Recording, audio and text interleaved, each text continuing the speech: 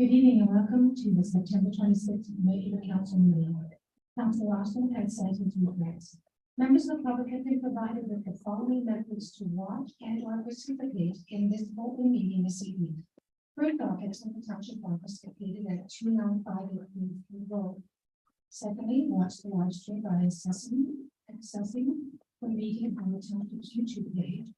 Third, attend electronically to observe the meeting or to speak to an item on the agenda. To attend electronically, members of the public were requested to register with the Fifth Division in advance. And finally, submit written comments to the Fifth Division that have been provided to the mayor and council prior to the meeting and will form part of the public record. I'd now like to call the meeting to order, and I have approval of the agenda. Myself and the council collectively that council adopt the September 26, 2022 regular council agenda as presented. The following addendum: 1. Item 6.1 presentation to Justin Harris, Township Montgomery Senior Municipal Law Enforcement Officer. 2. Add correspondence received for item 7.1 as Zero Mello requested the speed limit on Greenfield Road reduced to 40 km per hour. 3. Add correspondence received for item 9.1 report number PD 33-2022, consideration of internal control bylaw, aggregate operations. 4. Add correspondence received for item 9.4 report number BLT 05-2022, septic reinspection program. 5. Add item 9.13 report number CAO 29-2022, CP Rail Holiday Train Event November 30th, 2022. 6. Add item 11.110 correspondence received from Chief Veterinarians for Ontario. And item 7, at item 1410, bylaw number 3355-22, the bylaws provide temporary closure of part of English Street and temporary no parking on Wilson, Calhoun, Elliott, Thompson, Cooper, and Newell Streets to accommodate the CP holiday train event. Thank you, Councilor Austin. All those in favor? That's carried. Thank you. I would now like to do the Indigenous territory acknowledgement. We acknowledge that the land on which we gather today is the traditional territory of the Haudenosaunee and it's now being mutual people. We acknowledge the enduring presence of the Indigenous people with whom we share this land. Today, their achievements and their contributions to our community. We offer this acknowledgement as an act of reconciliation between Indigenous and non-Indigenous peoples of Canada. Now I'd like to pause as we reflect on what's happened in the past, reflect on the ground we're making forward today, and reflect also in the future as we go together, walking with our partners.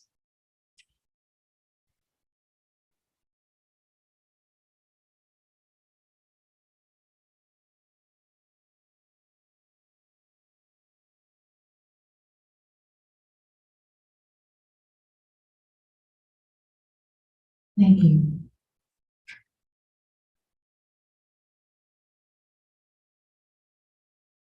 We're going to disclosure of the hearing, which is for general nature.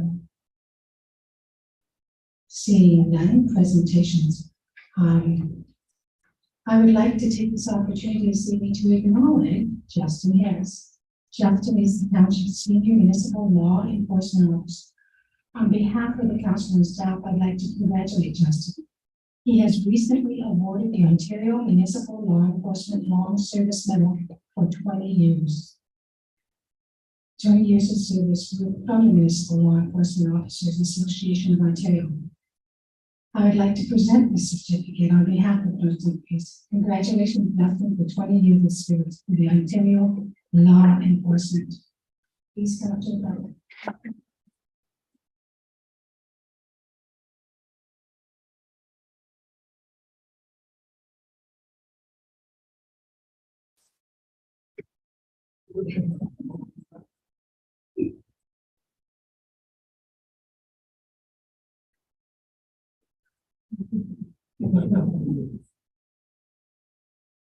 Thank you both.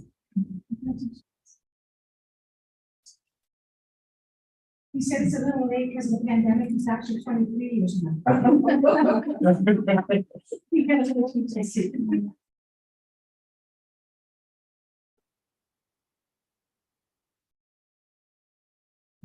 Delegation institutions. Mr. Lell? Oh, thank you. Delegations and motions. Mr. Lell? Scott. Thank you, dear. Isar Mello, requesting the speed limit on Greenfield Road be reduced to 40 kilometers. The other presentation here, go ahead. Everyone pay attention, this is a great presentation.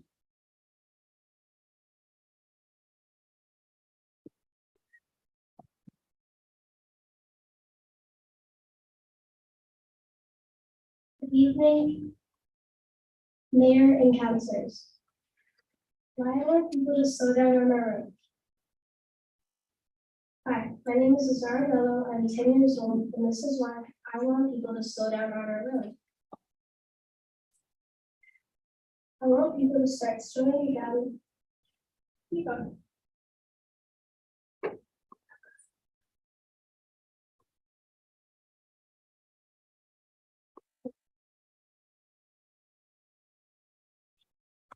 I want people to start slowing down on my road because people can rarely go on walks with their dogs or even just walk.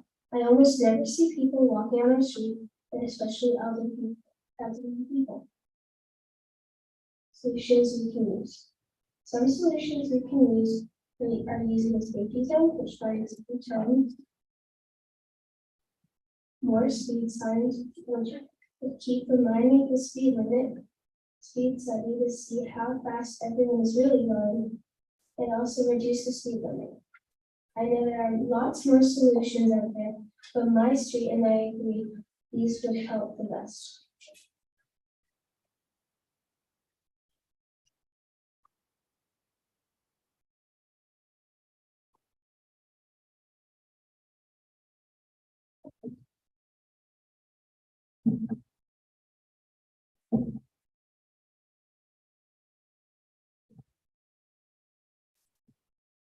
What people, why I want people to example. It is about 6 p.m. and I wanted to go on a bike ride. My mom said fine, but bring your phone so you can text us if you get hurt. Get hurt, that's messed up if I can't even go on a bike ride to speeding cars.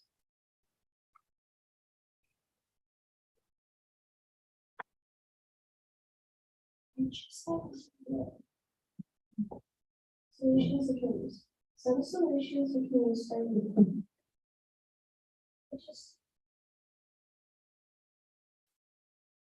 what people would not like. People would not like to have sidewalks or any type of traffic light. People also said speed limits would not help ambulances. My neighbors and I feel these options would ruin the whole country effect.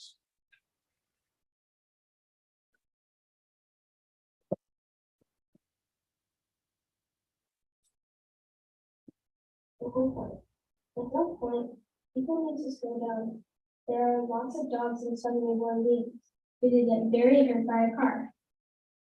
This is why drivers need to slow down on our road. Thank you for listening to my presentation. Thank you for everyone who supported me on my street. Well done. A lot of politicians couldn't do that well. They've tried. Any comments on this? Okay, thank you. Is there a motion for the consent agenda? Well, can I have the motion, please?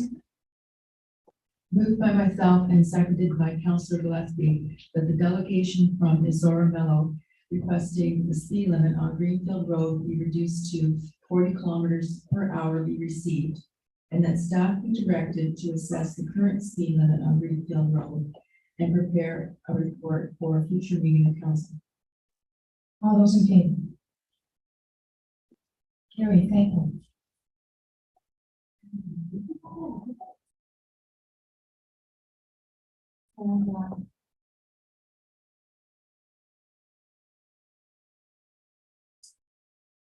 I'm going to the consent agenda. The motion, Councilor.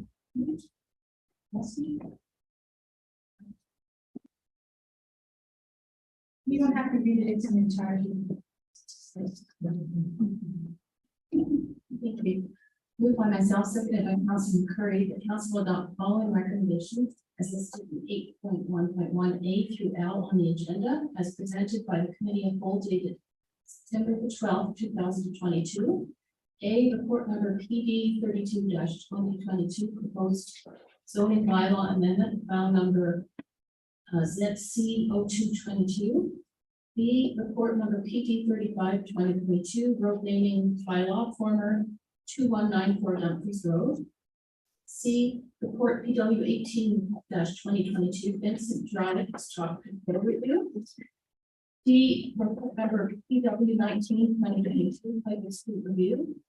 E, report number PW 2022, sidewalk construction on English. F, report number REC 25-2022, Winter Park use outdoor road. B, report number REC 26-2022, endorsement of project steering committee for the NDCC Twin Tag project. H, report CLK 25-2022, update restricted acts of council lame duck. I, report number CLK 27-2022, noise bylaw exemption request, construction activity on holidays.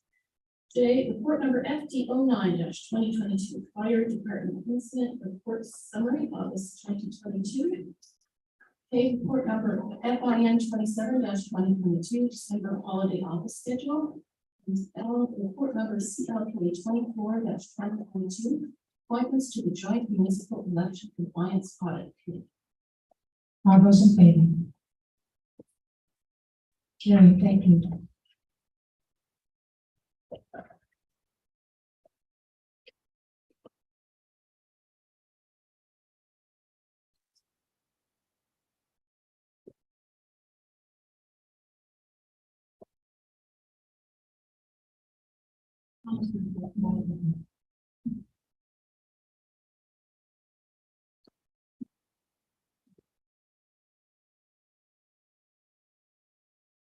Council meetings for August 8th, please.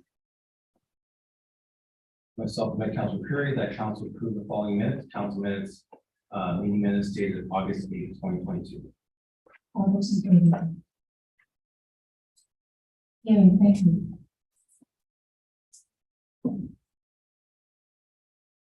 Items for discussion. Does anyone in attendance this evening wish to speak to any of the items listed under section 9? This is consideration of interim control bylaw. Anyone wish to speak? In the public? I know I have several people registered. Michael Van Gerben, Duncan Liddy is an exemption. And Kathy Hendrick, Marianne Young. Anybody else wish to speak? Seeing none, any members of council? Seeing, oh, yes. We want Dumfries Conservation Alliance. That's right. Yes, I apologize, you should have carried Scotland, yes. Okay. So we were having a presentation first. No presentation from staff. We are available to respond to questions to the staff. Okay, so the first ones we have up are Karen Scotland, correct? Yeah.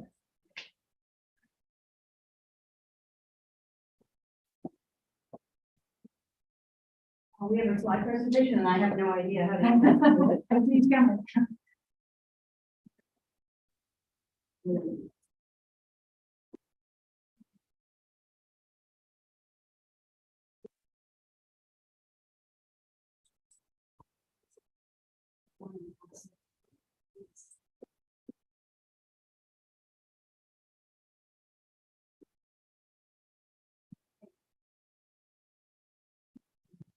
What do I do when I want to click on which one is that? What is this one?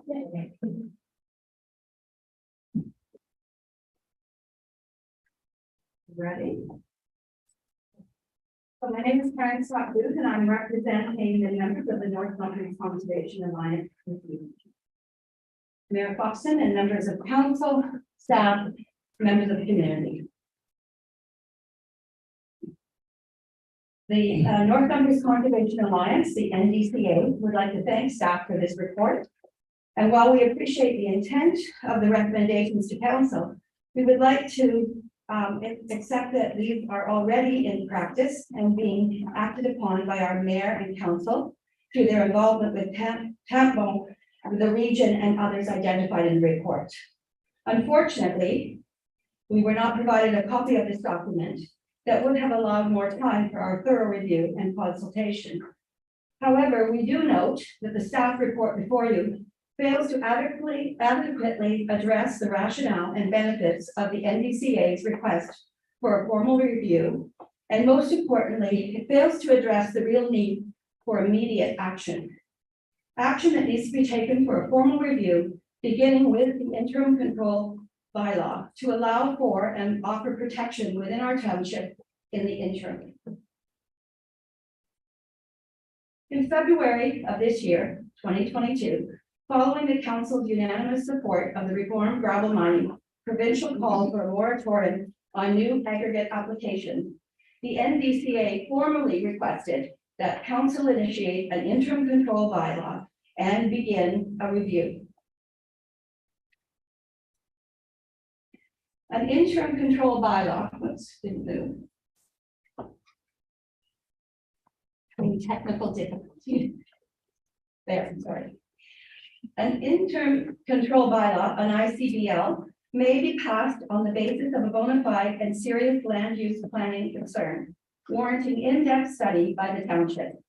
This action will allow our community, both council and staff, to work together with its citizens in the undertaking of a much-needed pause to reflect, to review, and revise current policies and procedures of the aggregate industry, and to respond to the impact on our township, threatening our ecosystems, sensitive environment, health, and safety.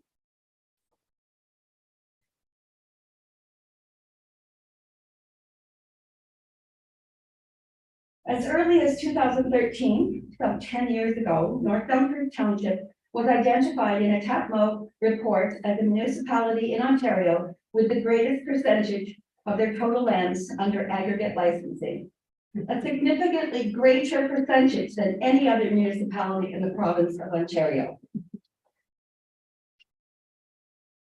In 2015, responding to those facts and findings, Zora Township, not North Dumfries, initiated an ICBL and commenced a thorough and successful review, similar to the request here tonight, providing us with a template to follow. Now in 2022, we see the continued loss of our prime farmlands, greater impacts on our sensitive and protected environmental lands and water source, damage to our roads, increasing dust, noise, all impacting human health and safety, increasing impacts with no end or control in sight. An ICBL provides a pause to prevent a situation from getting out of hand. And why then are we here this evening, standing before this council once again? Why must we argue the need for a formal review? A formal aggregate policy review that begins with an interim control bylaw, an initiative taken and successfully executed by other municipalities. The fear here this evening should not be what if we do, but rather the fear is clearly what if we don't. We ask that council follow an amended option in this report, amended option 4. No more delays. Option number 4 should be amended so that the ICBL and the review be initiated immediately. And if you are not prepared to move on an amended option this evening, we respectfully request that this item be deferred. Thank you very much. Thank you, Karen. Next up, we have Mary Ann Young.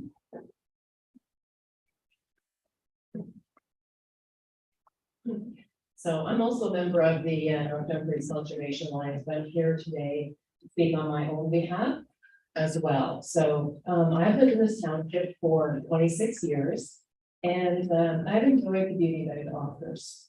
The same beauty has attracted many new young families to the township of Ayr and to the town of Ayr. Sorry. So Ayr is well known for its great family atmosphere, its safe schools, and lots of space for kids to thrive.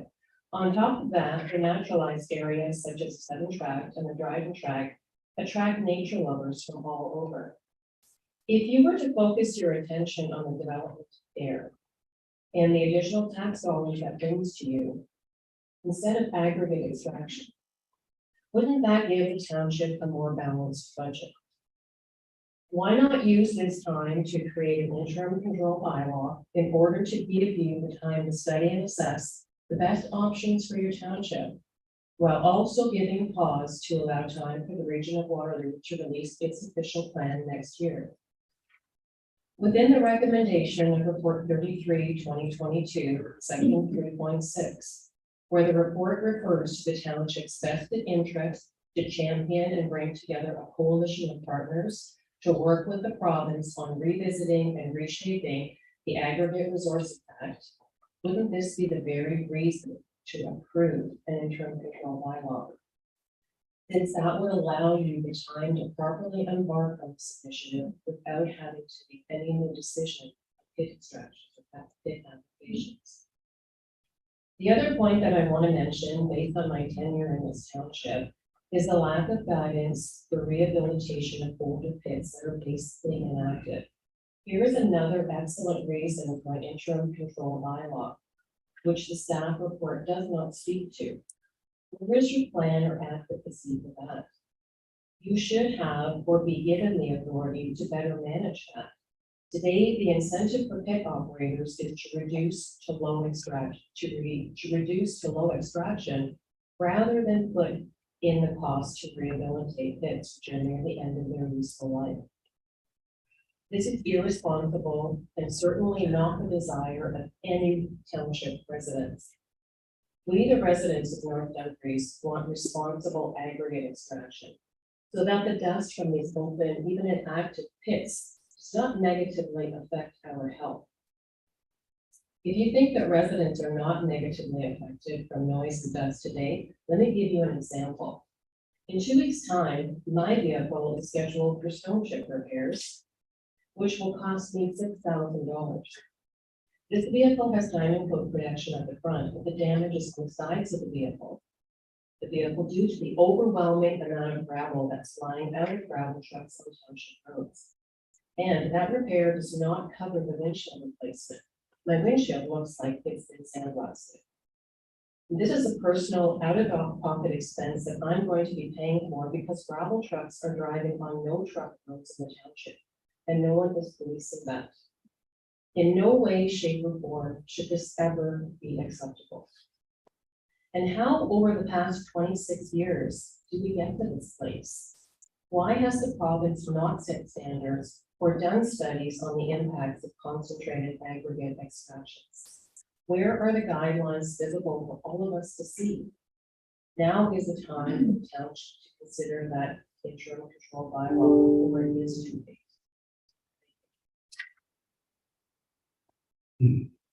Thank you, excellent. Thank you, ladies, you did an excellent job. And I don't think anybody here would disagree with anything you're saying at all. But we have to look at the overall picture. I had a great meeting with the minister. He was our mayor in Queensbridge, and he actually insisted that some of his councils go on to the more executive to make sure that things were happening in the right way. I'm hopeful with him. I'm going to be contacting him again very soon. But let's get back to the interim control bylaw. Zorro, I worked with the mayor Zorro who did the interim control bylaw. And yeah. I don't think they ever really said they made any positive results. Nothing really came, nothing changed. So what we have to look at, and that's what I believe our solicitor said is, what do we need as grounds to do this? Because that's what we need as justification. Otherwise, you know, some places in an election year will do exactly what the people want, even though you don't go to court because they want to get voted in. I'm not going to be like that. I'm going to tell you the truth. Because if we don't deal with the truth, we can't get anything changed. Totally agree. I talked to the minister in August about the idle pits.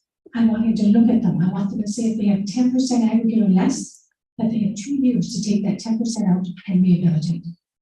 Now the minister says Every time I mention that it's not being rehabilitated in phases, as you know, if you do a phase, you rehabilitate, you do a phase, you rehabilitate, and they're not.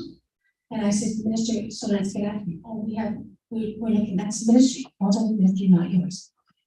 Because we offered our bylaw. We said our bylaws will go around it and deal with these things and keep on top of it. The ministry said, you can't do that. Okay, so everything that we try to give them falls under the Aggregate Review Act. And everything we try to fight, they say you don't have jurisdiction. It's not your state. Basically because they want to protect aggregate. And I'll give you an example. Years ago, if you wanted to do solar windmills or things, you had to come to council and the council had to approve. Well, too many councils were turning it down to the province to purvey it for us now, and they never come to council anymore. It's all done by the province. And this is the whole thing that's happening. We have to change the act through the ministry. An income control bylaw, even if we found the data, and we only allowed to give and comment on data that falls under our jurisdiction. So noise, dust, doesn't fall under our jurisdiction. It's all under the provincial, the ARA, the Aggregate Review Act. So we have to make changes there. So we have to hit the ministry. Do you know how disappointed I was in the provincial election? That this wasn't a major issue at the election. Again, I've been doing this for a lot of years and it's never come up provincially about fighting aggregate and how they do aggregate. And that really bothers me because that's where the power is. This council does all they can. In fact, we go beyond. Even though we don't have the right to send bylaw out, we send bylaw out. Justin's usually the one that has to go and do it. And it's worked. I mean, one time I couldn't get all the bylaw, so I parked my vehicle in front of an exit of the aggregate pit. When I left the room and said, you're not supposed to be open. You didn't do that, okay? My lawyers didn't get it. They were nice enough that they did shut down and said, then I found out it was a grandfathered pit and they didn't have to follow hours of operation.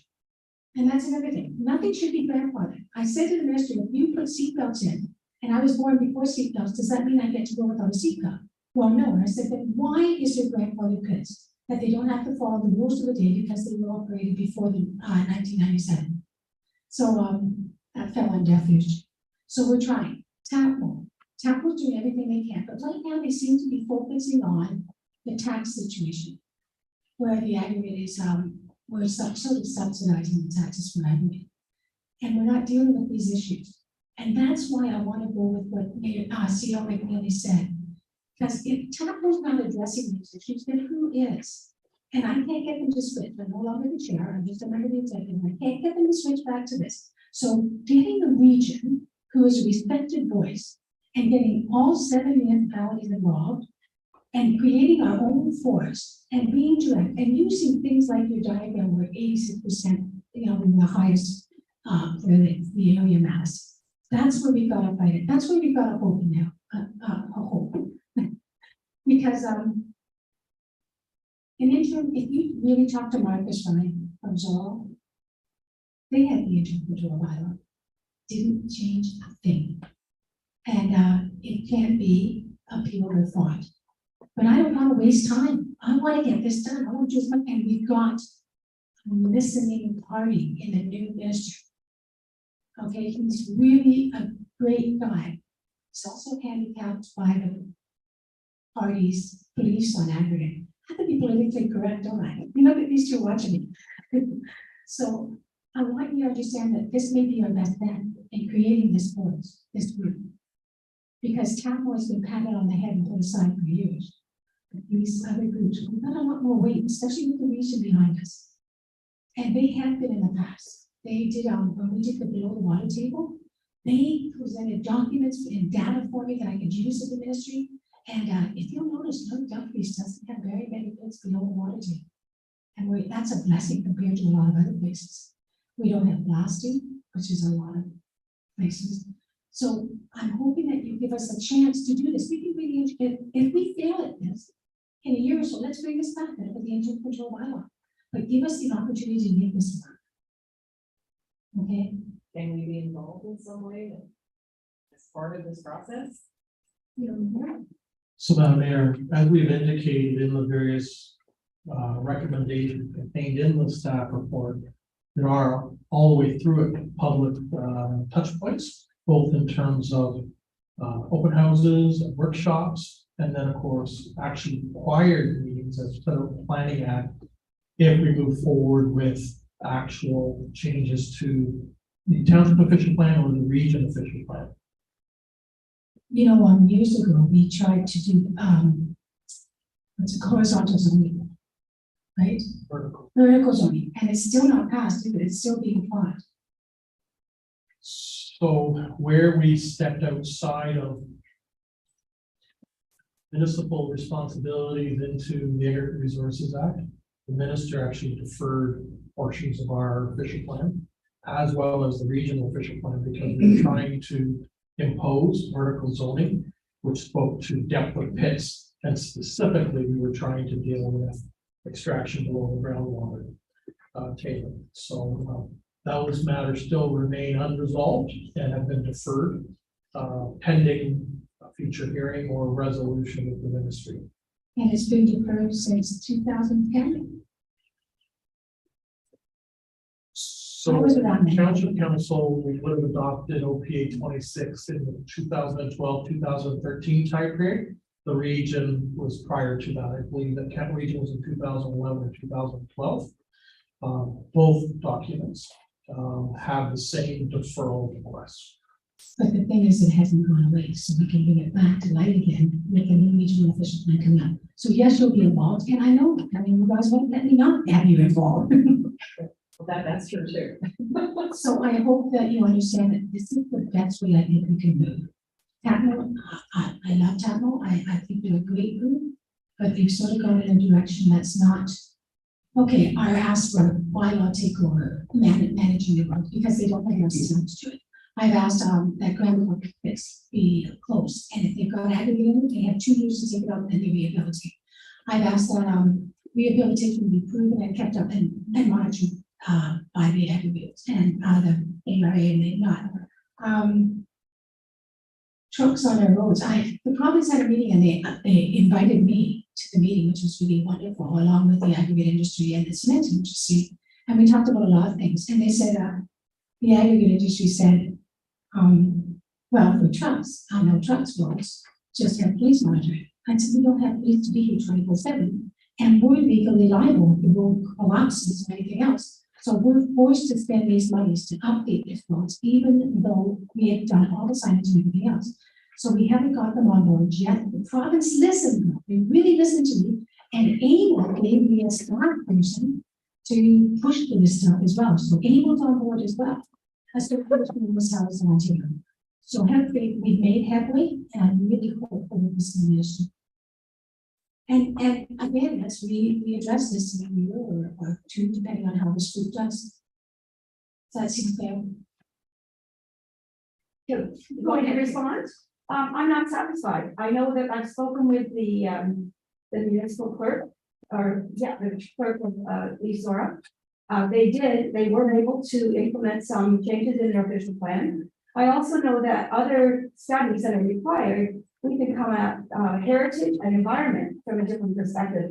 We're not doing, I mean, if you look at what we're doing, we're not getting any better, we're getting worse, we're losing more land, and we have another approximately 500 acres right now under consideration, under application, we're going to lose. So we are actually past the 10% of our lands under aggregate, if you look at those graphs. So I think what you've done is commendable in some ways, but it's not working. So why are you not looking at alternatives, which is something you haven't tried? An interim control bylaw and a serious review of what is going on and how we can at least mitigate more. Even if we can't change things, let's try some creative approaches to mitigate it until you can work with the region. Their official plan is being reviewed. Work with them, as the report said, but try this. We have really nothing to lose. And if we don't do it, we have everything to lose. You know, I can agree with you that we do have a lot to lose if we don't move forward in some way. But if this goes to, as Nico has said, if we try this and they stop us because we don't have justification, because what we're trying to do is under the ARA, then my constituents lose in the financial costs. Well, the legal, you have a lawyer, I've spoken with lawyers. we have the right, you have the jurisdiction to introduce the interim control bylaw. And that we've handed you an outline of how the review could be approached. And I think that this council should be really seriously considering this as an option, because this is 2022, almost 2023. And we're certainly in a much more greater situation than we were in 2013. Does any members of council have any comments? Seeing none, I think, was there a comment at the end? I just would like to know what would happen with the current applications if we were to introduce interim control bylaw. So Madam Mayor, through the council, I'll start, and then if Michael wishes to add on the back end of my statements. So council, if they were to adopt an interim control bylaw, would actually have to speak to how they propose to deal with the in-process applications. The interim control bylaw by itself doesn't necessarily impact or impair in-process. Council would actually have to speak to that matter as to whether or not applications filed before a certain date, whether they're in or out in terms of the applicable provisions of the interim control bylaw. Certainly for anything that's in process, the test of the interim control bylaw in terms of its risk becomes more significant, because there's a demonstration that the purpose of the interim control bylaw is not for the purpose of trying to frustrate or unfavorably delay an in-process application. Michael, you have any doubt? No. any other comment? Anything else, council? Council Cuny, and Council Bowman. I would just like some clarification about what would happen if our interim control bylaw interfered with an application. The current application, I understand that there could be some damages, potentially some court cases to cancel the interim control bylaw and to pay mitigation or compensation to the gravel company of the landowners. Could we have some clarification about what could potentially happen, or what are the risks in the township? At this point, we're within my field. The short answer, which you hear from others that are here, is that there is no short answer. It's not simply a matter that we pass the emission control bylaw and we're ultimately struck out would necessarily be liable for the damages of the sort that you described. There's more tests than that, but if you did it knowing you had no jurisdiction or willfully blind to the fact that you had no jurisdiction, so you cross the line to attacking in bad faith, you would be exposed to significant damages. And how would the damages be calculated? The financial impact, what would that be? It would be, it would be the financial impact mitigated by the fact that once it was struck and they were allowed to proceed, it was primarily, presumably, and I'm not putting together the financial damages report, the delay more than the fact that they've been entirely thwarted, although crazy things happen. And if they were entirely thwarted, then yes, the entire foregone profit that they could have made is the high end soaking wet potential for damages. That's not terribly likely, but I can't speak on the cost. Council Bowman.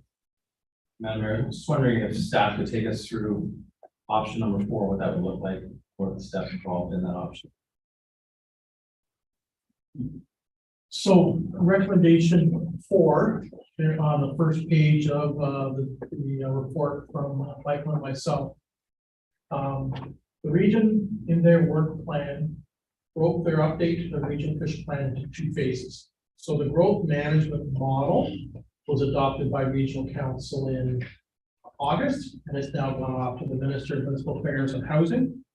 timeframe for approval, modifications unknown. Phase 2 was to deal with environmental policies and strategies, water resources strategies, some climate change, aggregate resources, and agricultural protection. And so that was going to be the umbrella under phase 2. They do not, at this point in time, have a start date other than it's captured in their 23 work program. And this is where we differentiate from what happened in Zora Township. In Zora, there is only one official plan, and it's administered through the County of Oxford. And so the changes that came about in Zora were an amendment actually largely to the County of Oxford official plan. As we've identified in the staff report, we cannot create an official plan that's out of step with provincial policy. In other words, we can't go farther than what the province allows us to do. We also can't be out of step with the regional official plan. And right now, our document essentially mirrors the regional text and framework. So if we unilaterally leapfrogged ahead of them, we would be out of step with the regional official plan and therefore in conflict with the planning act. So what we are saying in recommendations 3 and 4, because they are entwined, is that we collectively with the other 3 rural townships, because this issue of aggregate impacts off-site are being felt in those other communities as well. And so by partnering with the region, our 3 other like-minded townships, the intent would be to come up with a common approach, utilize the region's expertise in groundwater resources, because there's decades of modeling that the region has that's available to it. Partner with our agency, like the Waterloo Federation of Agriculture. Mark Russer, who is the VP of the Ontario Federation of Agriculture, runs a farm operation in Wilmot, has previously committed to Township Council to partner with you to speak to progressive rehabilitation practices that would allow for a better return of land to a future agricultural state once the aggregate operation has ended. But the intent is through workshops and forums to try and develop some consensus, looking at best management practices that may be available elsewhere across Canada or perhaps the United States or Europe, and to bring this into the lens of the official plan review. And then our document would then reflect the spirit and intent of whatever that future amendment would look like. In combination with recommendation 2, we're actually trying to spearhead this at the provincial level with a broad coalition of bodies rather than just singularly tap from the township of North Douglas.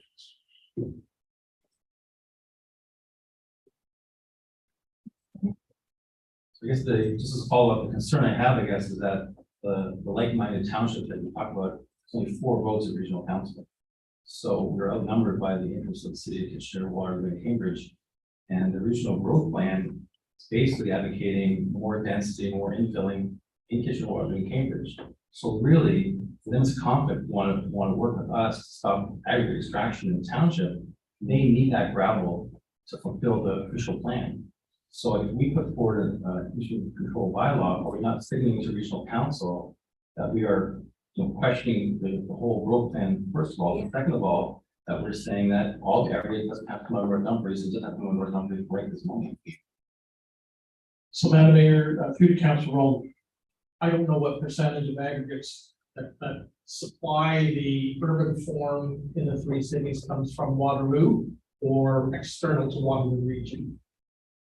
But what we do know, however, is we're all 7 area municipalities heavily reliant on groundwater resources to supply our municipal potable drinking water. The majority of the recharge lands to support the groundwater regime from which we draw from our municipal wells is largely found in the 4 townships. And once again, indiscriminate land use activity in the rural countryside whether it be poor farming practices or aggregate operations that are not properly assessing the cumulative impacts of development, can impair the urban environment if they can't continue to enjoy an unfettered access to a healthy aquifer. So they have a vested interest, just like we have a vested interest. Our lens may be slightly different in terms of what the priorities are, but the implications revolve around aggregate practices. And Councillor Woolman, at regional council, they're very, very protective of groundwater. A lot of people don't know we're one of the few areas that rely on groundwater exclusively. And the other option was to build a pipeline to the Great Lakes. I was on council when we discussed this at a huge cost, huge, and would still not be as satisfactory as what we have going today. So the regional council probably would back the protection of the groundwater. They would. They already have in numerous cases, and they fought this battle with me. They've created the documents. So I'm going to ask you a tough kind of questions, Steve. You may hate me, but I may wonder if we can defer this, not to look at it differently, but to look at it, how we would make a control bylaw work. For example, we've said the things that can go wrong if we put a control bylaw. How can we maybe do it right? And maybe have a mock-up of what it would look like. So, Madam Mayor, we have given council what the options would be in terms of if council did not endorse or embrace the township recommendation to staff. And basically, we would have to prepare a future report to you that would identify how we're going to craft an interim control bylaw that stays in our very, very narrow lane so that we're not going to be attacked with appeal to the interim control bylaw. And as we've identified, our authority is very, very limited. It's not going to address a lot of what was identified in the dam resolution that council adopted earlier this winter. Because we can't deal with things that are outside our purview and are within the realm of the Aggregate Resources Act. That is a recipe for an appeal and significant impact on our ability to defend an interim control bylaw in that regard. So as you know, I've always said, throw out an idea and then punch all the holes in it and then patch the holes. So let's say, you must be very frustrated with me, that we bring these parties together, the nature and the townships, but we also do a draft in to control bylaw that dealing with our other policies and agencies and see if we can come together with something that will work region-wide. Well, the interim control bylaw is being done, it's applicable to North Dumfries only. It would not apply to the 3 other townships. That would have to be within the decision of those respective councils. But that's what I'm saying. We've done it before where we've all gotten together and we've decided on moving in a certain path.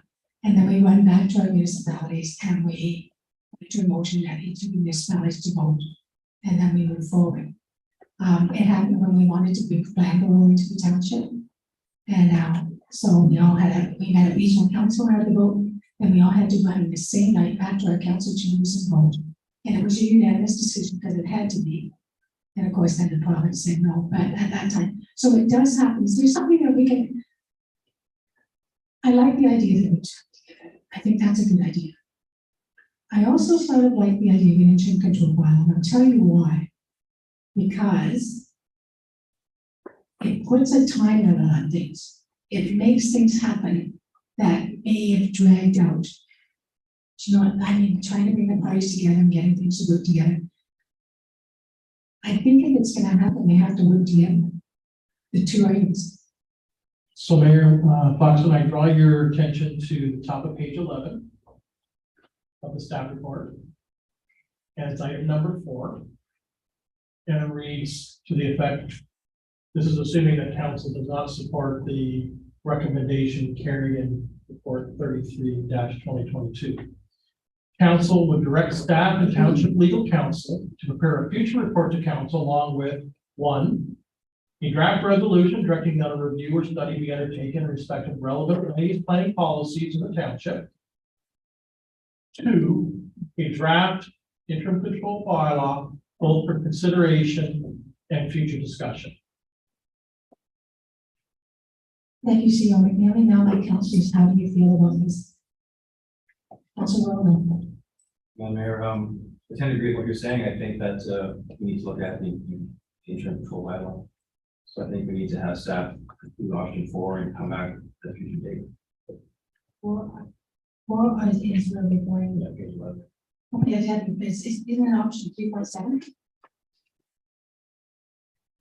Oh, council has 4 options, so it's 3.7, option 3.7. So it 3.7, yeah, that's good. And that's sort of basically the adjusting council.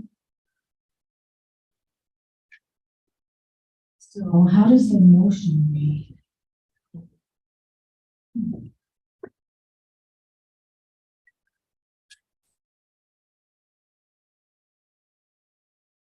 So, can we have a motion that would, councilors, do we have to turn down this motion please before we entertain 3.7? So I almost heard 2 different things coming out of council. One was you would like to deal with items 1 to 5 as presented. But you also want to deal with what does an interim control bylaw look like? And I think 3.7 covers that just fine. So if I've interpreted your roundtable discussion, you effectively want to add option 4 that was contained in section 3.7 of the staff report. We identified 4 scenarios that were available to council as part of the consideration of this report. From what I've done, I'm sort of leaning, what I'm hearing coming out of council is, you want to adopt 1 through 4 as presented. You want to add a new recommendation 5, which is the 4th scenario identified in section 3 of the staff, 3.7 of the staff report. And then you would close it out with a new number 6, which is that you would let the region and the townships and the MPPs know what township council did tonight. So staff, I'm going to ask you a tough question. Can you draw that up? Can we put it on this week? Have a look at it. It's effectively what you see in the report, and you're just inserting a new number 5, which is the 4th option of the staff report, which I just read out to everybody. And may we ask that it's done in a timely manner, please? That usually does, and unless it's legal, right? And this isn't legal now, this is, so staff. This is very, very legal. All right, but I meant that. Staff will do it in a second. Understanding that there's the election and there's the new council coming in, and we have to bring them up to speed. They have to know who's responsible for what and everything else. So I'm not expecting it to Just come in in a mind, year. know that this report tonight took 7 months.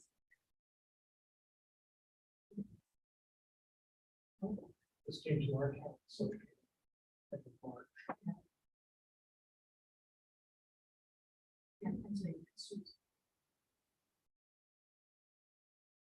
We went to a camera in May.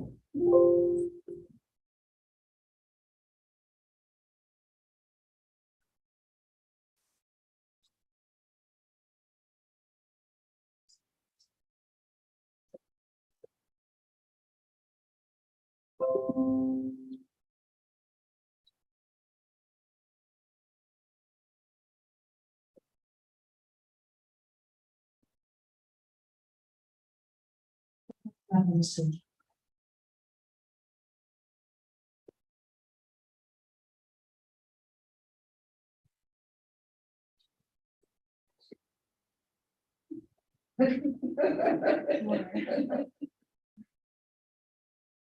I have great staff. I'm not sure we can figure it out, do we, Mayor?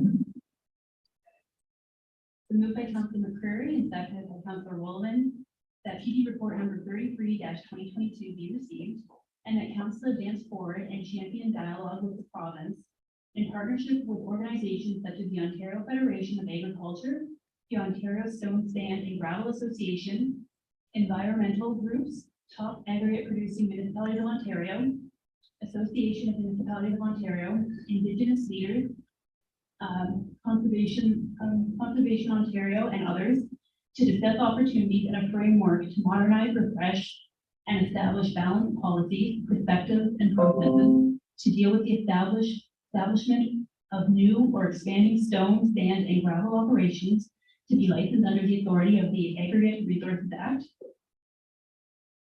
And that the township pursue discussions with the region of Waterloo and the townships of Wellesley, Wilmot, and Woolwich concerning the phase 2 review of the recent update to the regional official plan with respect to a joint approach on aggregate-related development applications and associated processes. And that the township pursue discussions with the region of Waterloo and the townships of Wellesley, Wilmot, and Woolwich to frame the opportunity to pursue joint community-wide public engagement workshops and forums focused on the issues of aggregate-related development and associated processes to assist in the development of responsive policies as part of the phase 2 review of the region's official plan update in 2023. And 5, council to direct staff and township legal counsel to prepare a future report to council along with 1, a draft resolution directing that a review or study be undertaken in respect of relevant land use planning policies in the township, and 2, a draft ICBL, both for consideration and further discussion, and that staff make the region of Waterloo and local MPPs aware of this position. Number 5, can you say the word could out? Actually, Madam Mayor, we just say, and that council directs staff and township legal counsel.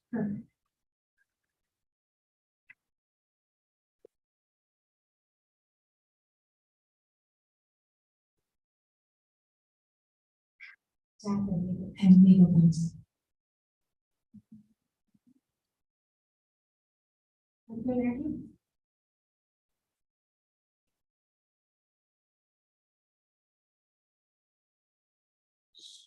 So we've sort of truncated old number 5.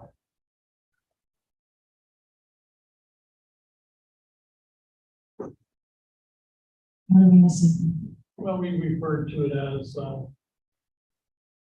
you sort of copy this resolution for their information.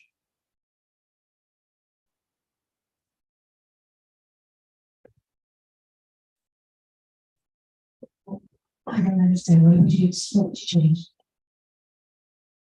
Change resolution number 5. Old number 5.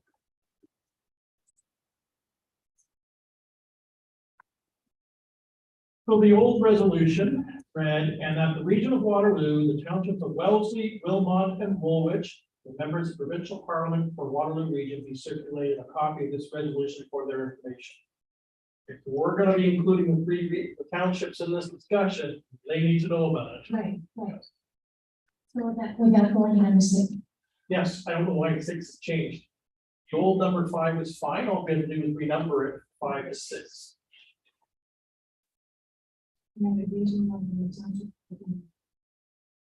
So that should cover it there, then see over there. Yes, that was what was in the original report. There's TAGRE. Go back to TAGRE. Oh, no, you're right. That's good. We're good? Okay, I will make staff read it in its entirety. Unless you want to pass it good. So I'm going to now call for the vote. All those in favor? Opposed? Motion's carried. Thank you.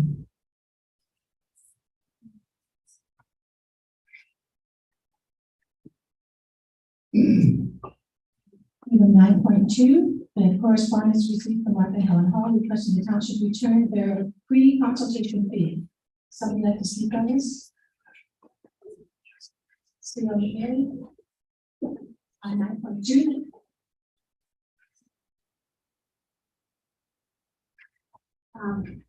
The update on this information.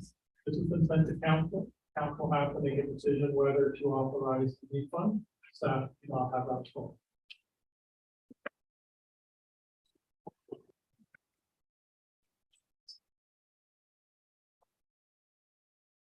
I guess I'm asking other fees justified.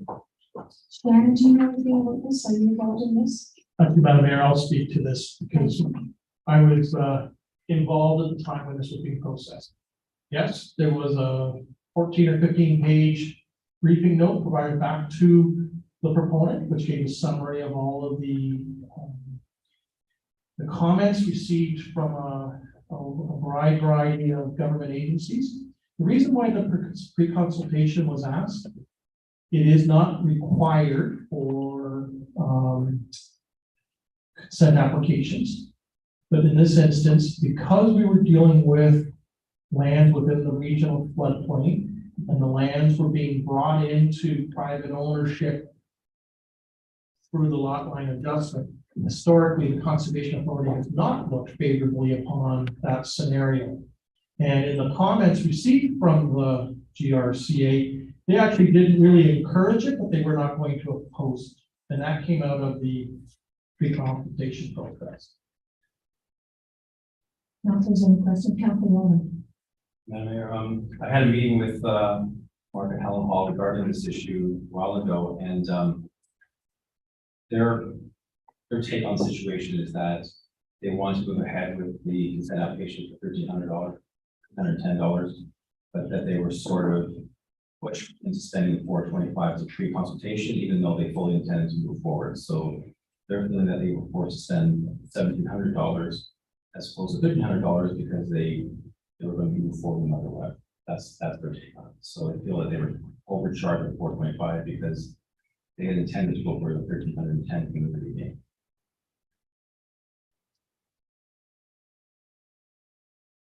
But we would have had to be pre-consult because of the GRC's hesitancy.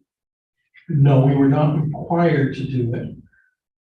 It was to prevent an expense in the event that, based on comments from one or more agencies, and more specifically, we knew the GRCA, then they would, if they were going to oppose it, about the GRCA, then the individual would make an informed decision as to whether or not they wanted to spend the extra money.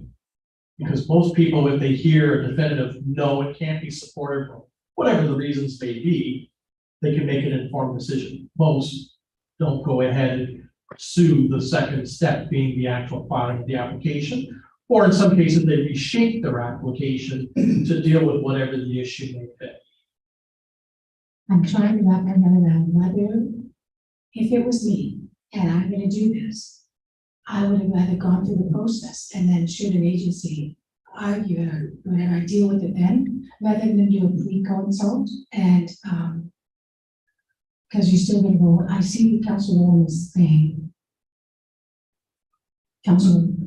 Madam Mayor, further to that, I guess the whole thing began because there's erosion issues with the back of the property and they wanted to deal with it. But the property technically was not in their name. So they spoke to the GRCA. The GRCA said, we can't deal with this unless you own the property. So it's catch-22. If they didn't own the property, they can't deal with erosion. But the GRCA wouldn't maybe give them permission to have the land in their name. So they wanted to move forward either way and have that fight and get that land in their name. And basically bring to the attention of the GRCA that there was erosion issues. That's kind of where this whole thing started. So that's what Helen Margaret told me.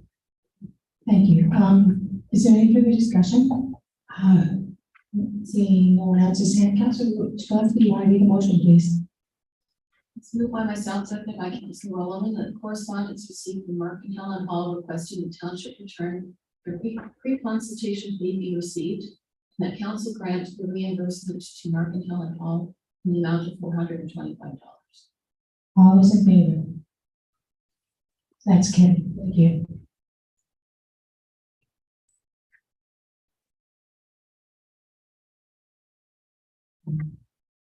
The fence units on Hilltop. Any questions or comments? Seeing none, let's have a motion, please. Myself and my Councilor Gillespie, that report ELDG 04-2022 be received, and that the request by the property owner of 32 Hilltop Drive seeking a variance to fence bylaw number 2644-2014 to allow a 2.43 meter or 8-foot high fence. The rear yard be granted subject to variance only applying to the rear yard of the subject property. All those in favor? That's good.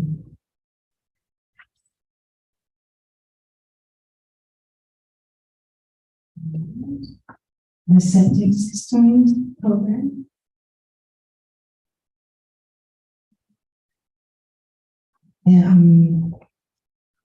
Sharon Barnes. I also speak. Is she name? Give your name to the clerk, please. Tina Borges. Tina Borges. Burgess, can you start for it? BORGHES. Thank you. Thank you, Mayor. My name is Tina, and my husband and I and our family live at 41 Paul Ave. As a homeowner, we take care of our home and as part of our community. Our septic system is part of our property. When we moved from Waterloo to Roseville, we had considerable amount of research to do. Waterloo, we didn't have a septic system, so we had a lot to learn. We take this system very seriously. We understand why the GRCA had to put in something in place in regards to protecting our groundwater. And they spelled out the rules for all of us to follow. From the 110.2.3 from the building code, an inspector shall inspect. And this then goes to refer to the building code on those parameters. This is what we trust as a homeowner who cares about our home and our community, and we trust our vendor because they not only pump out our septic system, but they are also inspecting our system. And we want that for ourselves as much as we want it for the groundwater. During COVID, our own schedule came up for our septic inspection and pump out. I have a house with five adults, 3 of them are younger, but then what we learned from our research with our septic system, that once every 5 years doesn't necessarily cut it. So we have our own schedule that we go by. My husband happened to remember about these septic protocols put forth by the township.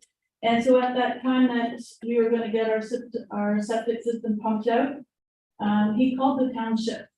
We don't know what that inspector did with his paperwork, but we have provided proof of his visit and we did what we needed to do.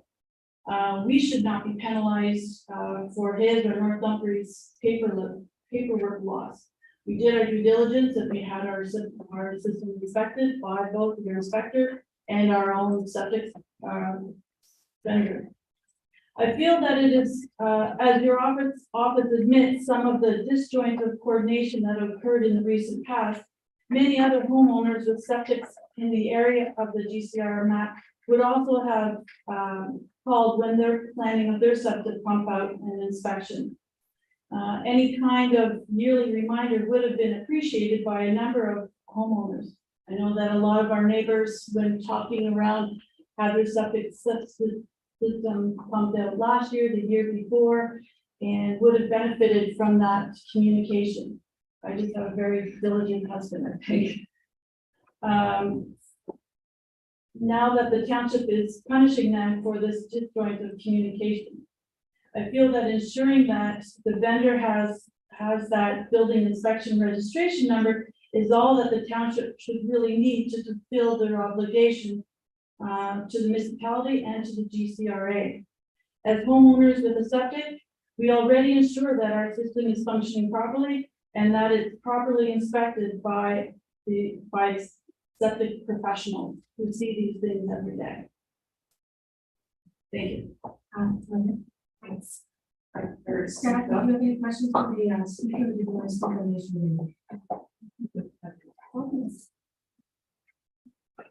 Thank you. Okay.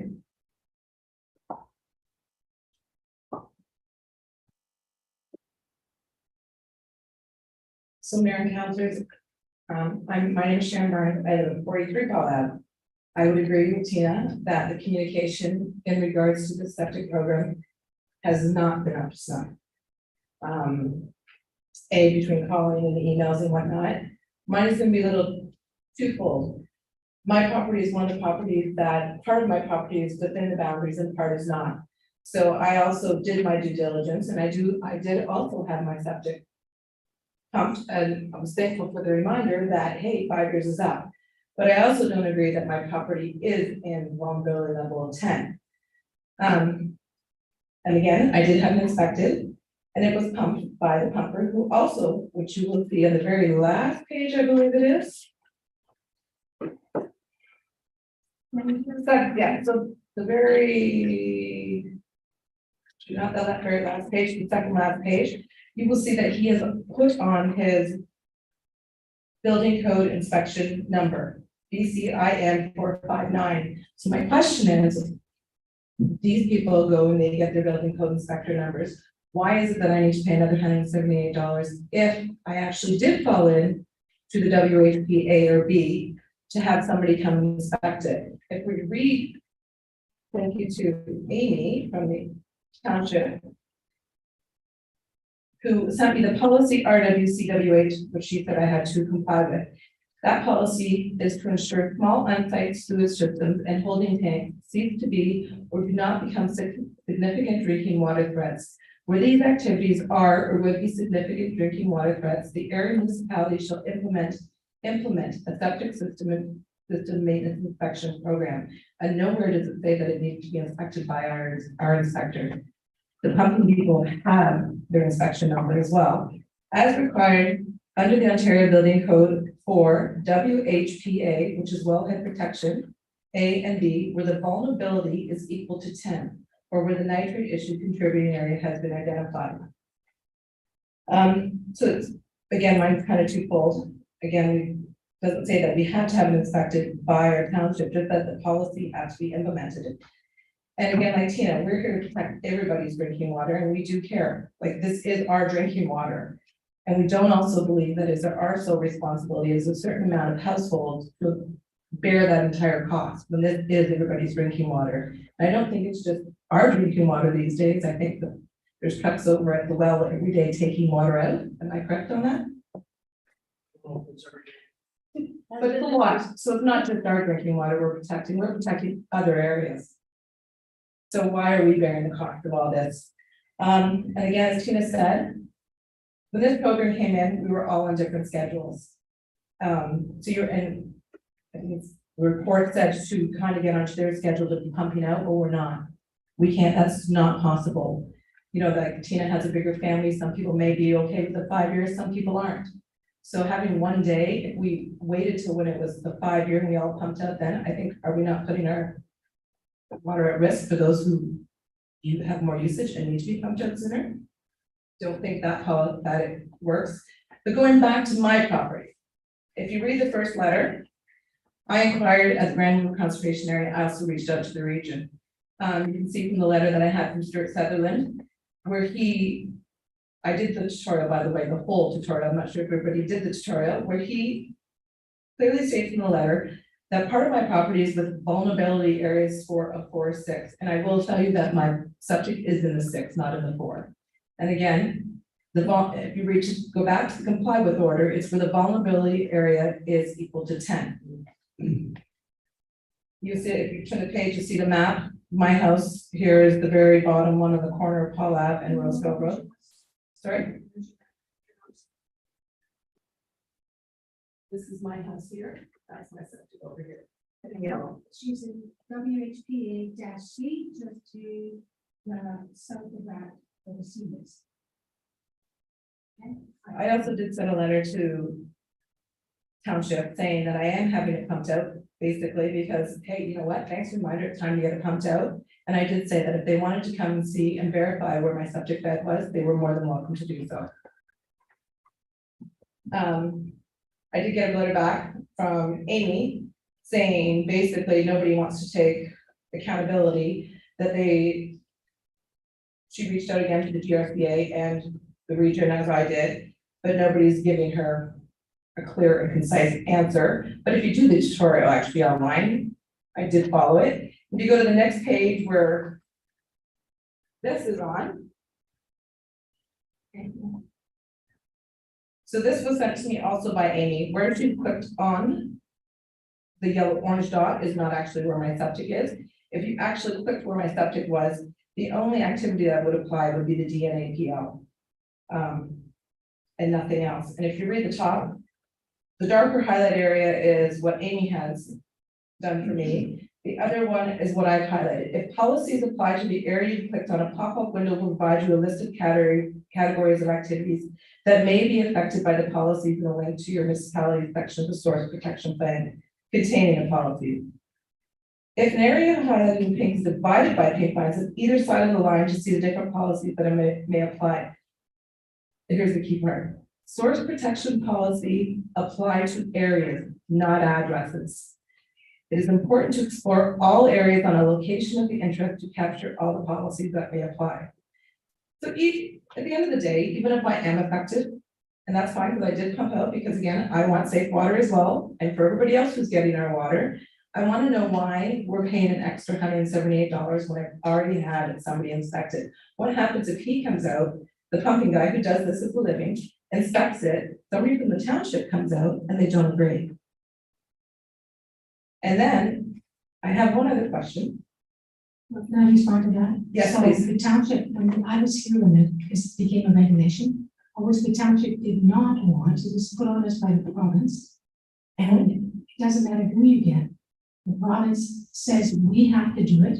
And if we do not, we are liable for any liens. So I read the policy, it says that it has to be a policy, a program has to be implemented. It doesn't say that it had to be inspected by our inspector when I already had a building code inspection. And again, I'll ask about, I did phone Wilmot Township and I spoke to Aaron there and they do not charge for this. And I guess my question that I didn't ask, that I should have asked, but maybe Andrew can answer it for me, is do they actually send out their own inspector or they did take the pumping information for them?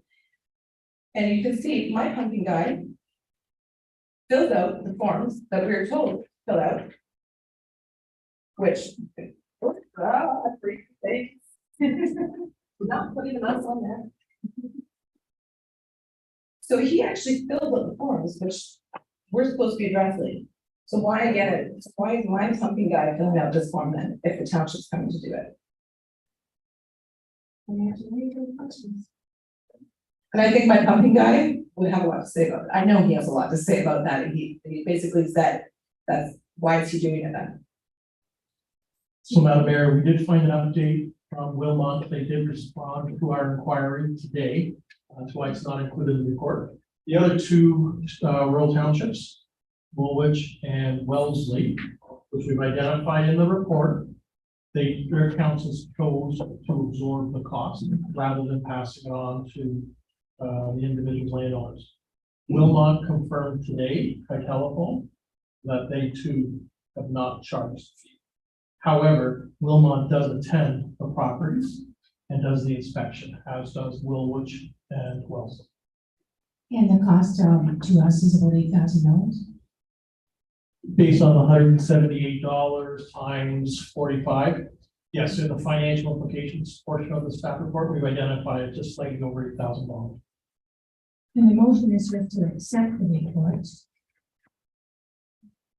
I'm gonna, thank you very much. Oh, and Go ahead. I do know that the Source Protection Plan, Clean Water Act of 2006, 8.4 financing and costs. 2003 to 2017, funding through the Source Protection Municipal Implementation Fund, also known as the FPMIF. The province also provided a one-time assistance to small and rural municipalities for preparing and implementing the source protection plans. Did we receive ours and did we use it all? So, Madam Mayor, as we have identified in the report, the reason we didn't levy a fee in the 2015-16 time horizon is because we did receive a grant. And yes, that grant program has wrapped up and there are no funds left in that grant program. The law with the province is that you spend every cent you given for that purpose, or you have to give back. So yes, every cent was spent for that purpose. And I will address the 2017, I did have an inspector come out, even though I argued again at that point that I don't think I'm affected, and I guess that's what I'm looking for. If you read the tutorial, township provided me actually with the map that clearly shows that I'm in the yellow as well as the Grand River Conservation Authority, which says my vulnerable areas is 4 to 6. I did have it inspected as well, arguing that in 2016, 17, whatever that was. And I'm not gonna lie, the inspector who came, and I guess is no longer here, didn't even open my tanks. He took the sheet that my pumping guy did and said, thank you very much. But I'm gonna talk to Tina's. Tina had it inspected a year ago. Tina can comment on this. And township has told her, well, we still want to come out and check your weeping tile. Are we inspecting the grass? Because that's what that is, it's grass. It was a rainy day. She gonna fail because her grass was wet that day? I just need some clarification on it. I feel like maybe we've made it mountains out of molehills here as far as the policy goes. I get that we're doing it and we are doing it. But the communication has been lacking. Again, I'm not getting clear answers. There's some things I do know is that we did not receive the information from the province on when to do it until, I believe, July. So, and as soon as we got it, I think we sent it out a week later. This is mandated by the province. The other things you talked about are not in my purview, your location and whether you should or not. And you'd have to look at township staff and see how many would like to answer them. Thank you. So, Madam Mayor, the inspection of the interior of the tank is one component of the inspection. Top of page 6 of the staff report, we've identified that when on site, the inspector not only needs to look into the interior of the tank. While it's preferred that there be a pump out so that the full volume of the tank can be visually inspected, the building code allows up to 1/3 of the tank to be full at the time of the inspection. Okay, and that's actually prescribed in the act itself. But while we're on site, the inspection goes beyond the tank itself. Okay, and what you observe inside the tank in terms of the baffles, floats, the inlets and the outlet structures. What you're also looking for is the mantle itself, the bed, and its general integrity. So you're looking for slumping or sinking. You're looking for surface drainage. Are there the swales around the perimeter, or has the property been landscaped or regraded such that overland water can flow to or on top of the bed? You're looking for things like buildings that might have been put up, like storage sheds, the things you get from a Home Hardware or a Home Depot. You're looking for landscaping or tree placement. We observed earlier this spring where people had put planter beds on top of the septic system, put raised gardens. We asked them to remove those. We're looking for any evidence of mounding or discharge. Those are all visual elements, and obviously if there's an issue in one or more of those areas, it's noted, and we ask that the property be brought into compliance. We've done about 24, 25 inspections as of date. There are 2 that have been done to date where there are deficiencies in one or more of these areas. And we've issued direction to the owner to bring the property into compliance, and we'll have to do a re-inspection to ensure that whatever that identified deficiency or deficiencies were is brought into compliance.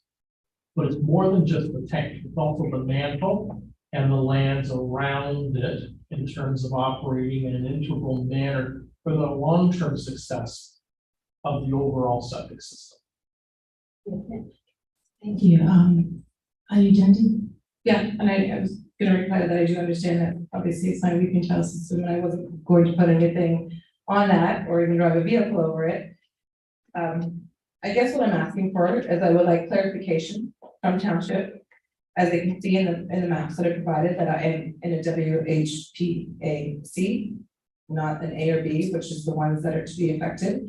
And I guess I just wanted to know, as the township is coming out, do the pumpers still have to fill their form? Again, they're also putting their business code inspection number on it. Shannon, do you want to respond? So the reason the pump out needs to be filled out by the hauler is in order to get the rebate, because that's what the region is asking for. The region is asking for the hauler to verify that they did the hauling. So that's why we need the pump out certificate from the hauler, because it's gonna go in conjunction with us signing off to say, yes, they had it hauled, they had it pumped by a certified hauler, and then the region will then provide you with the rebate. That's the intent of why we're requesting the pump out. No, I'm talking about this form. Why is our inspector not filling out this form then? So there was a form that, I don't know what form that is, there's a form you're supposed to fill out with your septic location, what type the bed was, where the bed was.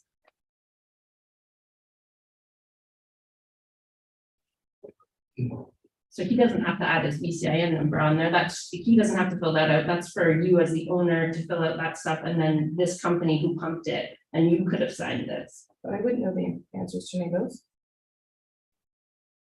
Okay, we could have. Chair, talked to- why don't I arrange for you to discuss this further and see if we can find out, number one, is the bed in a qualified area or not? And confirm that, and then you can work on that with her, and I'd appreciate that, thank you. See you, O'Neill? So, Madam Mayor, we have had a conversation with the region specific to Ms. Barnes' address. No one is disputing that the septic system is outside the arc. The property, front portion of the property is within the arc. So we specifically went to the region and said, we have a split classification over the property. The septic system's in the rear yard to the rear of the house. And you can see in our own staff report, you can see the house in relationship to the red arc. It is clearly in front of the residence. The region would not tell us that that property is now exempt. They said, we've identified that in a map to you. You have a responsibility to do reporting as required in the plan. I guess then is the map put up by Grand River, because I think the mapping tools come from Grand River. Mapping came from the region of Waterloo. But if you use the tutorial on how it's used, again, in a highlighted area, I think it does not go by addresses, it goes by the areas. If you use the tutorial, which this sheet does, I'm sure you've done the tutorial, right? I actually have taken the course. Thank you. So I feel like I'm an expert on it now too, but if you click on where my actual, this one doesn't depict where my actual, this one was sent to me from Amy, where my actual septic bed is, if you actually click where it is, the only activity that would come up that would say would apply would be DNAPL, which I wrote on this sheet here, which again, it goes by areas, not addresses, from my understanding as what I got from when I spoke to the Grand River Conservation gentleman as well. So the mapping and the reporting, so the mapping was created by the region through their water resources section, which looks after the integrity of their wells. The direction was provided by the region to the township in writing as to here are the properties that you are to inspect. And based on that, we provided notification to those, in this case, 45 affected properties in an edge of outside of Cambridge, Branchton, Roseville, and in downtown there. Is there other situations that are in this ambiguous situation? There are other properties where an arc cuts through a property. And you have addressed that region as well?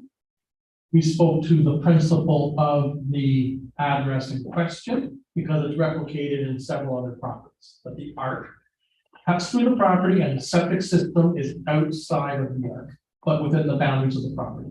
Okay, so I would like to address this other region if I may. Thank you, let me know I can't. Nancy? I can provide you with the source water Thank protection. you, so I'll address this other region. Yeah, it's not Nancy, it's the water resources section. And the circle that we talk about from the Source Protection Act is 100 meters from the wellhead, is how that circle becomes. That is right in the act. That's how they make it, which is 300 and something feet, I'm not sure, Yeah, right? so my staff have not disagreed with you. No, They just, the region has said it, so that's my job as regional council to go there and say, why is this? And I was home the whole day for them to come see where it was, and nobody approached me. Nobody came to the house. So I'm not sure where that happened, what happened with that either, because I did send Amy an email, which I do have all the emails saying basically, you know what, thank you, I will be home. Although it doesn't, I am coming, if you want to verify where the septic is, I will be there, and it has been pumped. But nobody came that day, I was home all day. I will do this. Thank you. I have the reason, thank you. So, Councillor Gillespie and then Councillor, Security, did we have your hand up? Councillor Gillespie. Thank you, Madam Mayor. I think the whole rollout of this whole project has been very poorly handled. And I'm happy to see that we're making a list now and we'll remind these people in 5 years' time that this is coming up again. But right at the moment, I would like to make a motion that we waive the fees for 2022. And that's contact Waterloo Region about funding this because they are supplying this water system to us also. Why aren't they paying for it? So Councillor Gillespie is putting forth a motion. Do you have to have a second or is everyone second that motion? Any discussion on the motion? Councillor McCready. Thank you, Madam Mayor. I agree with what Councillor Gillespie is saying, like, we are mandated by legislation to carry out these inspections. So we are incurring some costs, but the reason we're doing them is to protect the municipal water system. And that water is being provided by the region. So these costs are really a cost of the region to properly maintaining those wells. So I think a better allocation of the costs or a better way to deal with the costs is for the townships to be able to bill the region for their costs in doing this. Then the region would add the costs to their water well maintenance costs, and then it would be spread out amongst all the users of that well in their water bill, and it wouldn't be just the homeowners that would bear the cost. So is there a way to pursue that kind of cost allocation within the legislation that we have?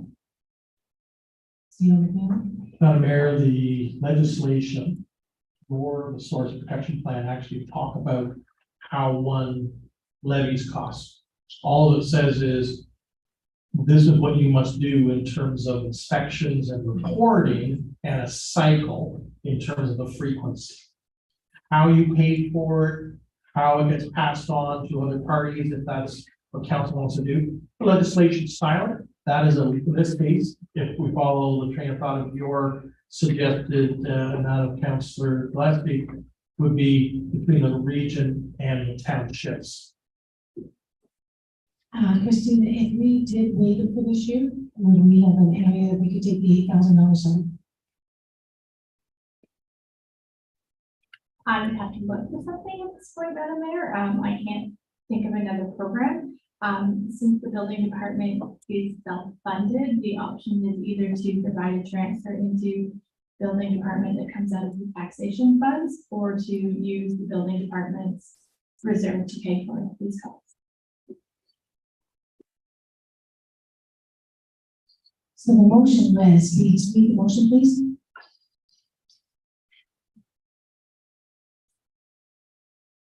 So I drafted, moved by Councillor Gillespie, that report, LDG -05-2022 be received. That council waived the inspection fees for 2022, and that township set contact the regional water to cover the costs associated with this. Now, before we move forward, do we want to just do as the other townships to cover the fees instead of just 2022? We can still go ahead and approach the region and ask that they cover the costs. I'm not sure we'll be a success. But do you want to look and follow Wilmot, Wellesley, which is example? Councillors.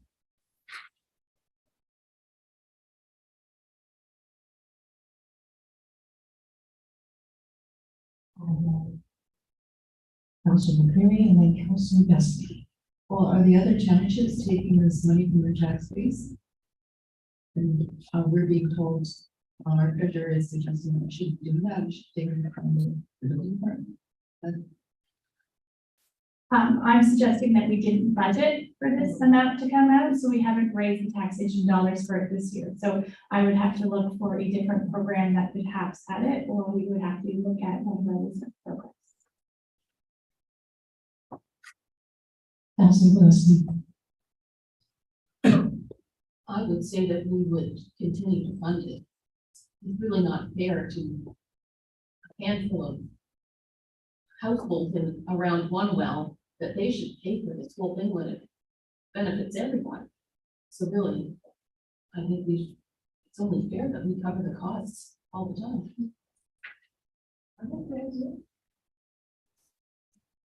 Any other questions or comments? Now, if the region allows for the construction of these homes, then must they bear the responsibility? Like the other option, you want to protect wellheads, don't let homes be built on. I was just playing devil's advocate, we'll let that go. So the motion, do you want to rephrase the motion then, Councilor Gillespie? Okay, I guess we could waive the fee permanently on this project. Is that Madam Mayor, maybe I can assist. The council looking at a two-pronged approach. First of all, for 2022, we will not be invoicing the 45 homeowners. The second part of that is that the township approach the region of Waterloo, fund the delivery of this program for 2022 and beyond. And failing the region to respond in fiscal year 2022, that the township fund this through the building department funds and or reserve allocation. Because that will allow us to close out the books in 22 if for some reason the region doesn't get back to us until 2023 or later. Or ever, yes. Or ever. But it allows you to deal with it in the immediate. It allows you to develop a strategy as it goes forward. But it also allows the auditor to close the books with the treasurer at the end of this fiscal year if you don't have a definitive answer. Correct. Councilor Gillespie, are you okay with that? yes, that's fine. Does she have a second? Councilor McCreary seconds the motion. So the motion is on the floor. All those in favor? That's carried. Thank you. Do we also need to receive the report information? So Councilor McCreary, you have that motion?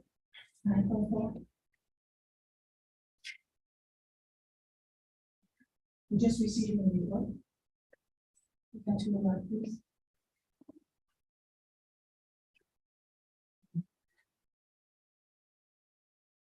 Moved by myself and seconded by Councilor Rollman that building report 5-2022 be received for the purposes of information. All those in favor?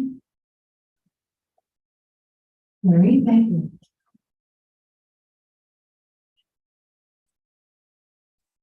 Next, we have the bylaw to enact the new swimming pool enclosure bylaw. Any questions?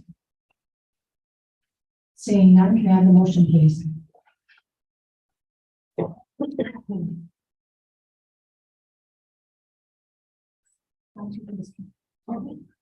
Sorry, moved by myself, seconded by Councilor Roman, that building report number 06-2022 be received in the bylaw number 3353-22, being a bylaw to enact a new swimming pool enclosure bylaw be enacted.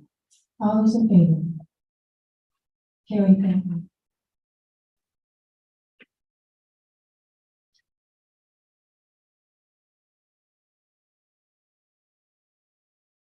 And 9.6, Jenkins Stormwater Management Pond Rehabilitation Tender. Any questions? Councilor Gillespie. Thank you, Madam Mayor. I really don't know what to say about this. I've worked on this since 2019, and I really have not been able to accomplish anything. So I would really like someone to tell me that this is actually going to get done before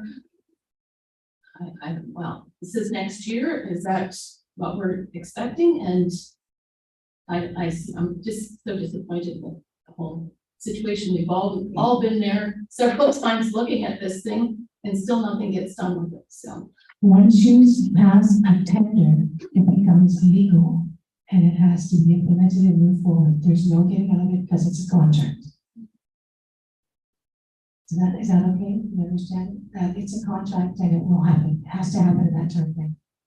Okay, so can I have the motion,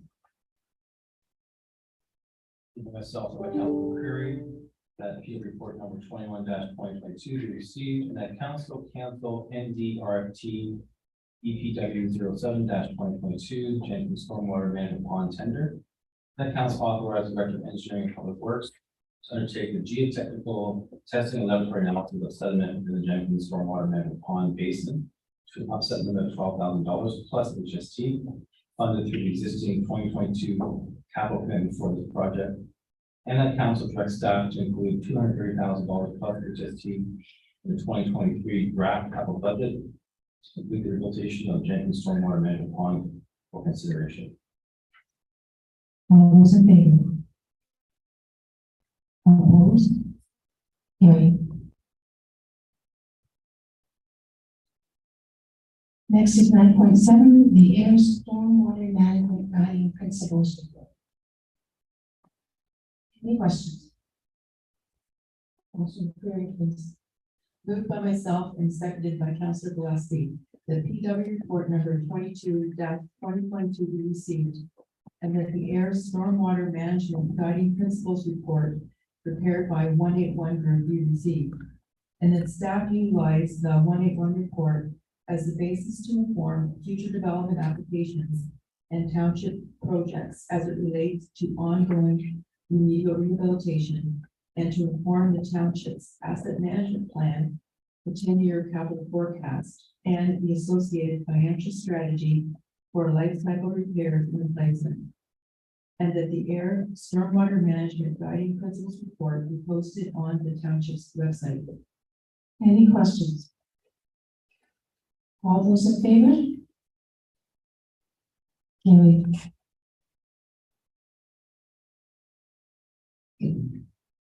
Next up is the English Street traffic improvements, and Council, you can read it as you turn. Go ahead.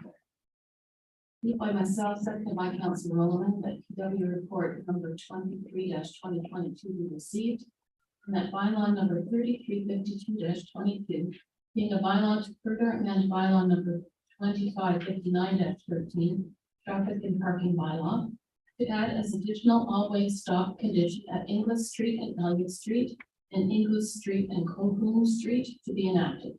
And that staff, upon the execution of this bylaw, staff are to undertake the necessary steps to post the appropriate signage and education awareness campaign. Any questions? All those in favor? Carried.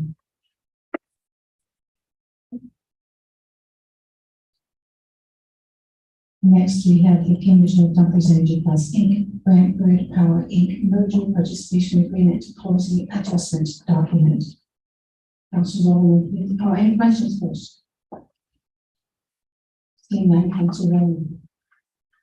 Myself and Councilor Gillespie, that C report number 26-2022 be received, and no objection be given to the city of Brantford with respect to the Brantford closing financial statements, reports of the auditor thereon, and the tall grass appraisal, as those terms are defined in the merger participation agreement, prepared according to section 2.4A, duly executed merger participation agreement, resulting in the payment of a special dividend payable to the city of Brantford in the amount of approximately $125,000. As a result of the applicable calculation adjustments to closing valuations, Energy Plus and GTI pursuant to section 2.5 of the merger participation agreement, set out in a letter dated August 29, 2022 by Grand Ridge Corporation to the shareholders, with attachments as revised pursuant to a letter dated September 20th, 2022.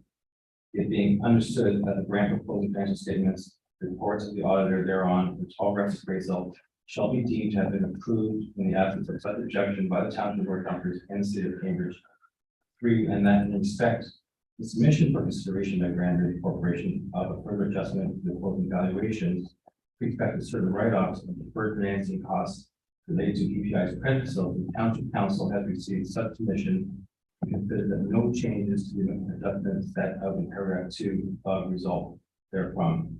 Or, and that the Board of Directors of Grandbridge Corporation and the Council of the City of Cambridge, in their capacity as shareholder in the former Energy Plus and now shareholder of Grandbridge Corporation, be circulated a copy of this resolution. All those in favor? Carrie, thank you.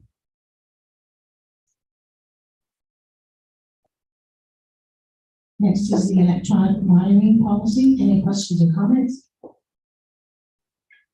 Seeing none, can I have a motion, please? Moved by myself and seconded by Councillor Gillespie, that CEO report number 27/2022 be received, and that council adopt the electronic monitoring policy dated September 26, 2022, as presented in this report. All those in favor? Carrie, thank you.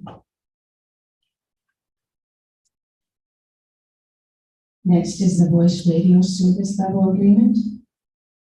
What, any questions? Seeing none, can I have a motion, please?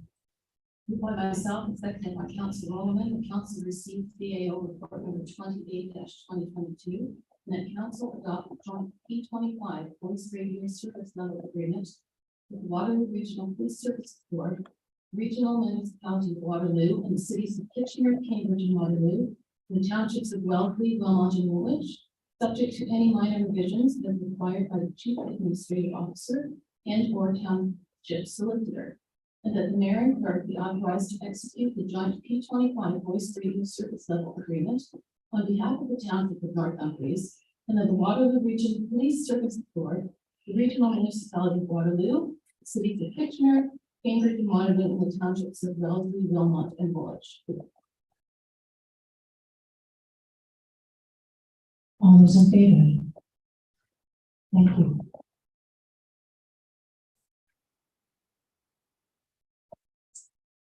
Report number 9.12, the quick rescue vehicle. Any questions?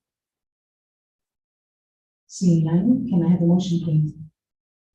Move by myself, so by Council Gillespie, that in report number 28/2022 be received, and that the treasurer be authorized to fund the variance of $6,022.30 plus net interest from the fire rolling stock reserve to complete the purchase of 2022 quick rescue vehicle. All those in favor?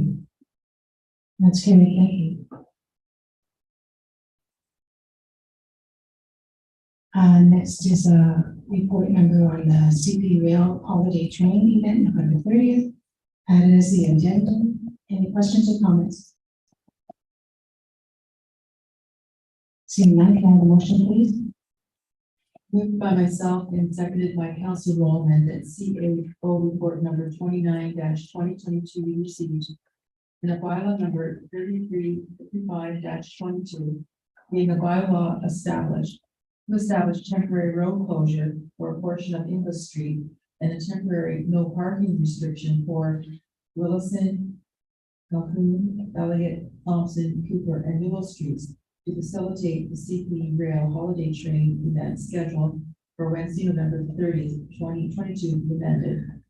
And that in accordance with bylaw number 3305-22, mobile food vendors, schedules B and C, that the CP Rail Holiday Train scheduled for November 30th, 2022 be adopted as a special event, and further that food truck operations be permitted to be located within the temporary road closure area of the English Street Road allowance at locations to be determined by township staff. Thank you. All those in favor? That's carried, thank you.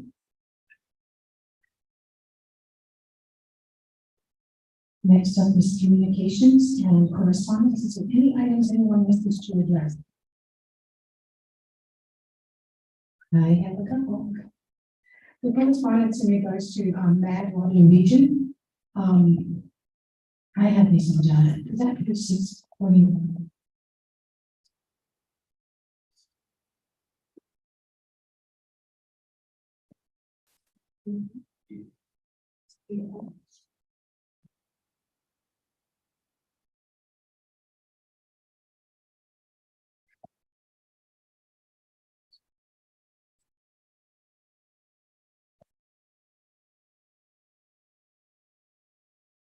is this something, Andrew, that we should be looking into or not? Madam Mayor, the information is incorrect. We do post phone numbers for the local taxi services, That's pretty funny. and it's actually also part of the requirements under the special occasions permit, as well as the training for the Spark Serve. That's actually required under legislation. Can we have a letter sent to Matt and telling them that all the things we do, and that please update their information? Thank you. The other one I wanted to discuss was the Food for Kids program, which is an amazing program. Did we advise them that they could ask apply for a grant?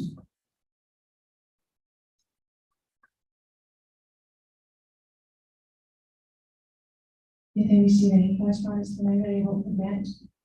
Madam Mayor, if I may address that, it's on my list, but because of the municipal election, I was not trying to communicate about our community grants until after the election, so I was going to send them the information at the end of October. Thank you so much.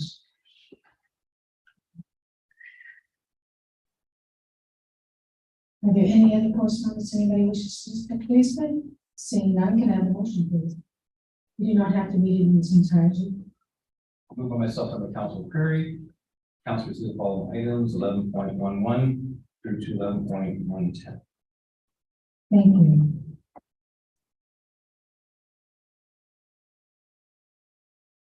All in favor? Carried.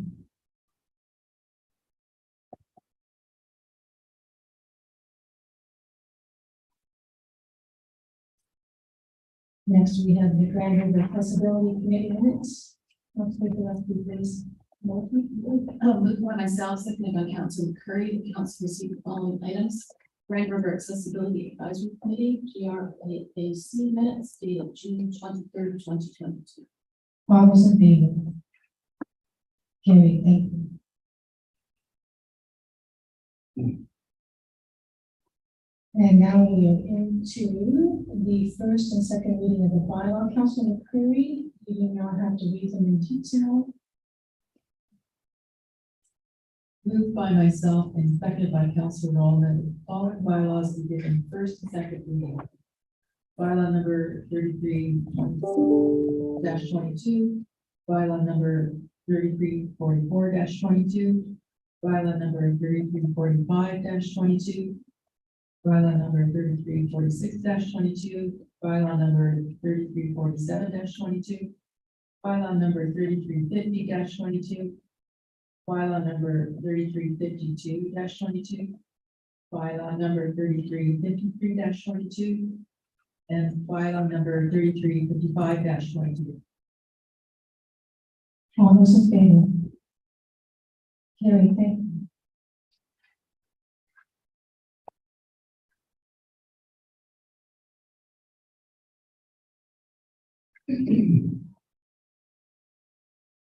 And now we have the confirmatory bylaw. No, the third reading of the bylaw, please, Councilor Rowland. With myself and my Council Curry, that the following bylaws are taken as read the third time and finally passed. Bylaw number 3311-22, bylaw number 3326-22, bylaw number Could you just read the end of those, 3326-22 is heavy in the township of North Belfast, Sugar Road, jurisdiction of the township of North parking traffic. Last sentence will be the president. bylaw number 3311-22, the bylaws authorize a franchise agreement between the corporation of township of North and Cambridge Gas. Bylaw number 3326-22, being a bylaw to further amend general zoning bylaw number 689-83 as amended in the township of North Dumfries, 1786 Sheldon Road. Bylaw number 3344-22, being a bylaw to amend bylaw number 2559-13, being a bylaw to regulate traffic and parking in the jurisdiction of township of Dumfries. Bylaw number 3345-22, being a bylaw to amend bylaw number 2559-13, the bylaw to regulate traffic and parking in the jurisdiction of township of Dumfries. Bylaw number 3346-22, being a bylaw to amend bylaw number 2559-13, being a bylaw to regulate traffic and parking in the jurisdiction of township of Dumfries. Bylaw number 3347-22 being a bylaw to exempt lands, part lot control, legacy phase 1A. Bylaw number 3350-22 being a bylaw to name the internal private road, plan 58R-21314, formerly known as 2194 Dumfries Road. Bylaw number 3352-22 being a bylaw to amend bylaw number 2559-13 the bylaw to regulate traffic and parking on jurisdiction of Township of North Dumfries. Bylaw number 3353-22 being a bylaw to require owners of privately owned outdoor swimming pools, hot tubs, and similar water features to erect and maintain fencing and gates around such swimming pools and water features and to provide for issuance of a permit. Bylaw number 3355-22 being a bylaw to provide temporary closure of part of English Street and temporary no parking on Wilson, Calhoun, Elliott, Thompson, Cooper, and Union Streets to accommodate the CP holiday train event. Thank you very much, Councilor Rowland. All those in favor? That's carried. Thank you.